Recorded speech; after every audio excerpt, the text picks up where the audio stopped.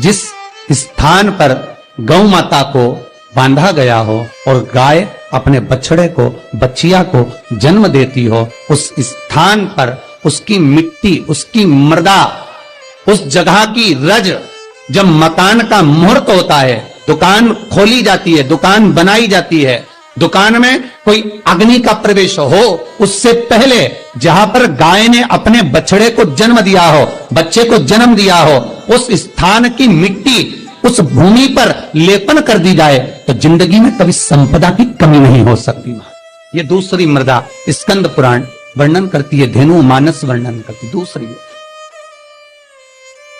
Gita press Gorakhpur का गो अंक वर्णन करता है, जहां पर गौ माता बंदी हो, जहां पर गौ माता नित्य स्मरण करती हो और गाय के बच्चों का जन्म होता हो,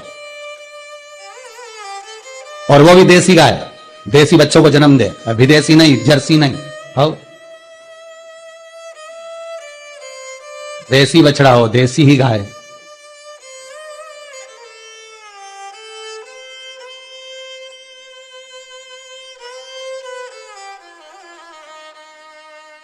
महाराज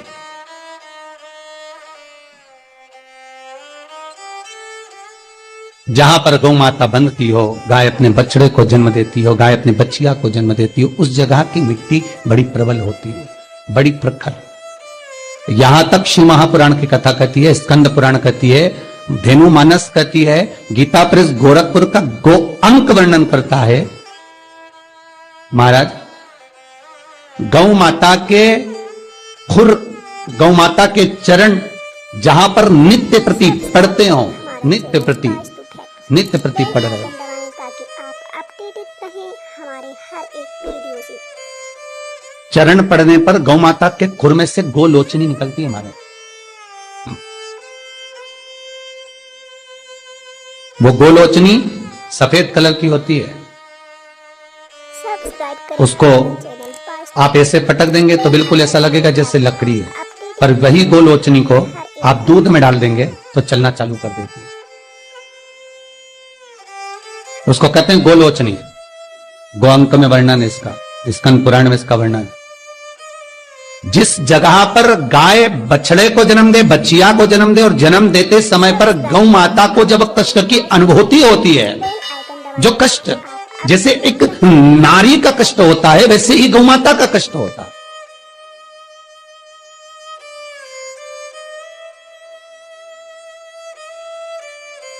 और वो कष्ट के समय पर खुर में से गौलोचनी गौ माता के कष्ट को हरने के लिए प्रकट होती है।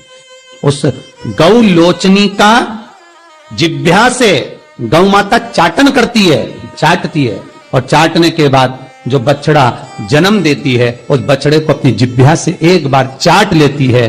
दुनिया में केवल एक गौ माता का बछड़ा ही ऐसा है कि वो गौलोचनी की जिह्वा से चाटने के बाद बछड़ा तुरंत उठ के खड़ा हो जाता है।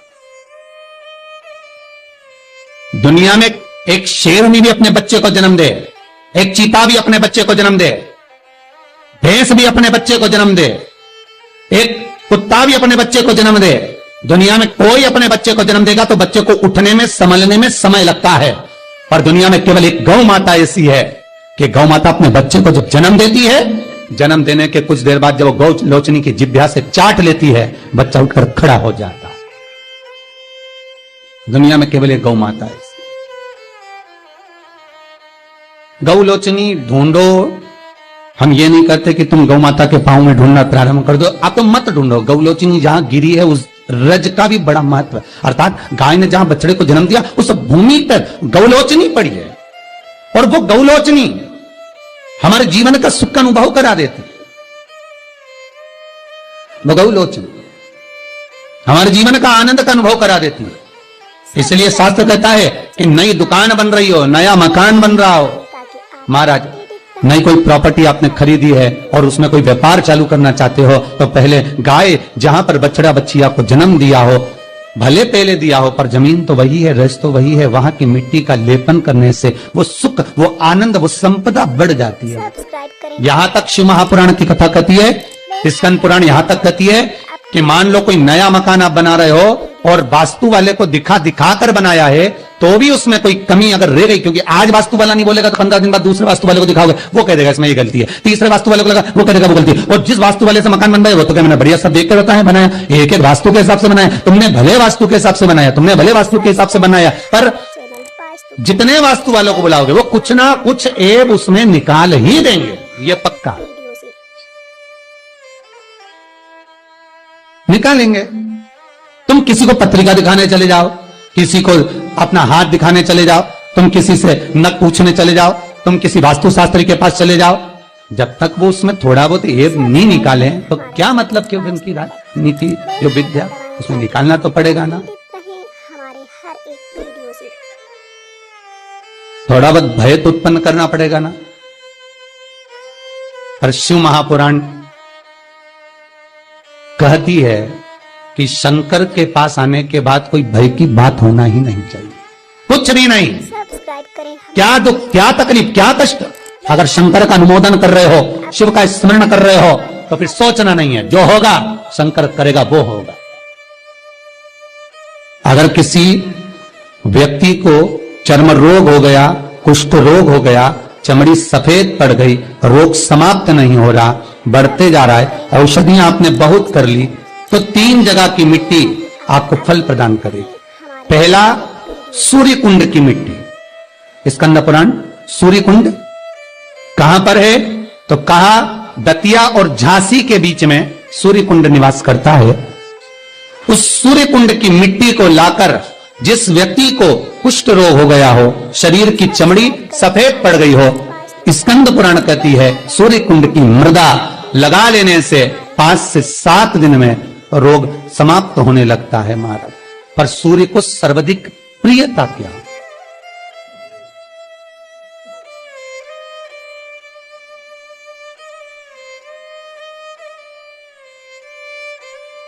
सब्सक्राइब करें हमारा चैनल। सर्वाधिक प्रियता सूर्य को क्या, आप अपडेटेड क्योंकि सूर्य तपता है, तो उस तपन को मिटाने के लिए सूर्य देवता के शरीर पर गाय का घृत मला जाता है।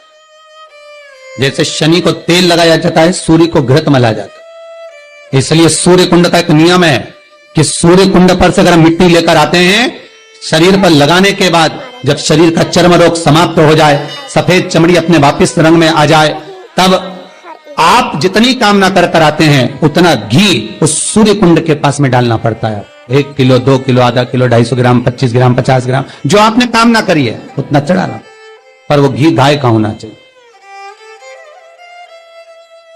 और उस घी का प्रयोग कोई नहीं कर सकता। इसलिए आज भी स्कंद पुराण में तो केवल सूर्य कुंड का वर्णन है, घृत का वर्णन है, पर स्थान आज भी झांसी और दतिया के बीच में जो सूर्य कुंड विराजमान है, आज भी वहां पर कुंड के पास में एक घी का कुआं है जिसमें घी डाला जाता है, पर उस घी का प्रयोग कोई दुनिया का व्यक्ति नहीं कर सकता। जो करता है वो शरीर में फपोले पड़ जाते हैं और बाद में सड़कर मर जाता है। हमारा channel Vastu fact, bell icon दबाएं ताकि आप अपडेटेड रहें हमारे घृत है, पर गंध नहीं, घृत है। 3 जगह की मृदा जीव को सुख का अनुभव कराती है। पहला सूर्य कुंड। महाराज श्री शिवाय नमस्तुभ्यं, श्री शिवाय नमस्तुभ्यं, श्री शिवाय नमस्तुभ्यं।